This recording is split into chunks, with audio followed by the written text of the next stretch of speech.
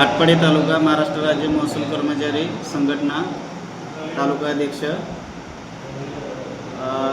आज दिनांक 20 एप्रिल रोजी माननीय तहसीलदार सो आटपाडी यांना निवेदन देऊन राज्य सरकारी कर्मचारी मध्यवर्ती संघटना व राज्य सरकारी निमशासकीय संघटना यांच्या वतीने 21 एप्रिल 2026 पासून बेमुदत संपामध्ये सहभागी होत असल्याबाबतचे निवेदन माननीय तहसीलदार सो आटपाडी यांना देण्यात आलेले आहे।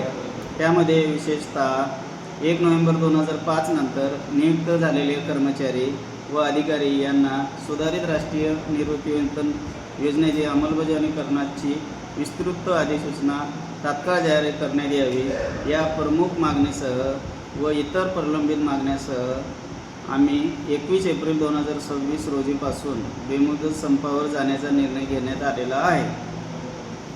तरी महाराष्ट्र शासनाने आमच्या मागणीचा गांभीर्याने